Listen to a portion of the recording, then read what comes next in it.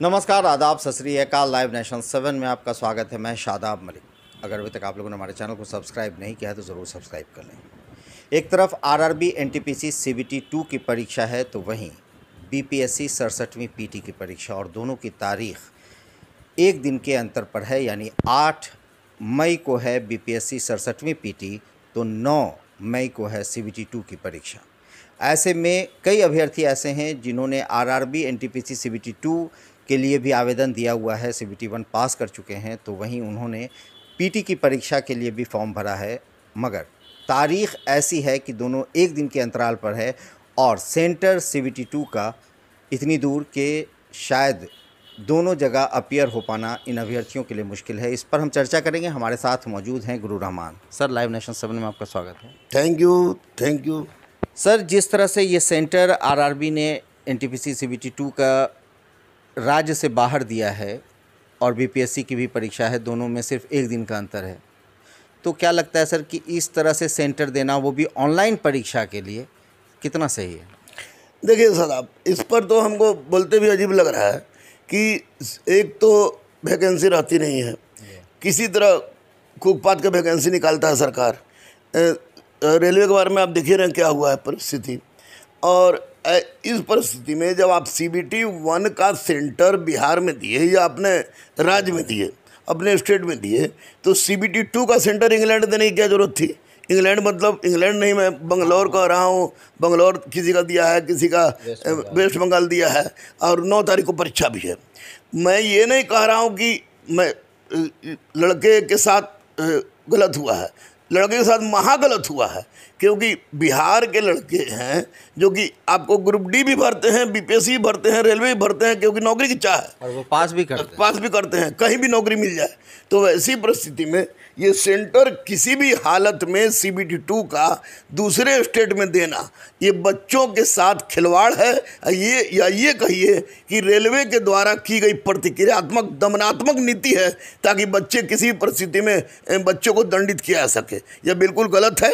अब सोचिए ना, 9 तारीख को परीक्षा बहुत सारे बच्चों का बंगलौर है, बहुत सारे बच्चों का परीक्षा वेस्ट बंगाल है, और 8 तारीख को बीपीएससी की परीक्षा है जो बिहार में ही है। बिहार में भी कोई नहीं, पटना में है, कहीं भी हो सकता है, बहुत दूर दूर जगह है, मुजफ्फरपुर में है, बेतिया में है, मधेपुरा में है, किशनगंज में है। तो वैसी परिस्थिति में अगर लड़का का सेंटर कलकत्ता में 9 तारीख को है, तो 9 तारीख को है, तो 8 तारीख को परीक्षा देके वो वेस्ट बंगाल जा सकता है? नहीं जा सकता है, उड़ के भी नहीं जा सकता है। तो ऐसी परिस्थिति में ये सरासर गलत है।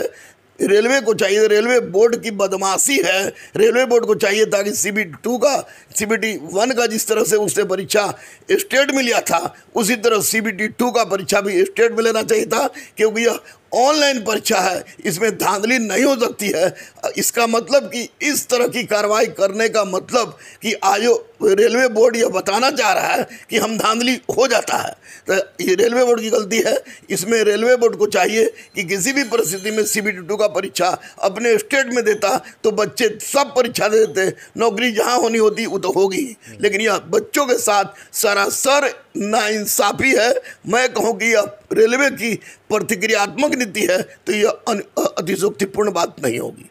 सर, ऐसे में वो अभ्यर्थी जो जिन्होंने बीपीएससी का फॉर्म नहीं भरा, उन्हें शायद ये लग रहा हो कि इस तरह की बात करके हम लोग ये चर्चा कर रहे हैं कि परीक्षा की तारीख आगे बढ़ जाए, तो उनके दिल में भी एक रोष आ सकता है। नहीं, रोष क्यों आएगा? बच्चे तो हर बात में रोष आएगा। जब बच्चों के लिए हम लोग बोलते हैं, चिल्लाते हैं, आयोग के लिए चिल्लाते हैं, आयोग के लिए आप चिल्लाएं, हम चिल्लाएं, या कोई भी चिल्लाए, आयोग, कोई भी ऐसा मास्टर को बताइए जिसने आयोग के विरुद्ध आवाज़ उठाई हो, सरकार के विरुद्ध आवाज़ उठाई हो, रेलवे के विरुद्ध आवाज़ उठाई हो। रेलवे कबरवा देना, रेलवे तोड़वा देना हम लोग काम नहीं किए, लेकिन लड़कों के हक में बात किए। तो वे बच्चे अपना अगर स्वार्थ देखते हैं तो देखें, उसके बाद कभी हम लोग नहीं बोलेंगे। लेकिन जो सच है, सच यही है कि बच्चों के साथ नाइंसाफ़ी हो रही है, और इस नाइंसाफ़ी को कम करना होगा, नहीं तो बच्चों के मन में असंतोष बढ़ रही है, जो कि निश्चित रूप से एक दिन भयावह रूप धारण करेगा।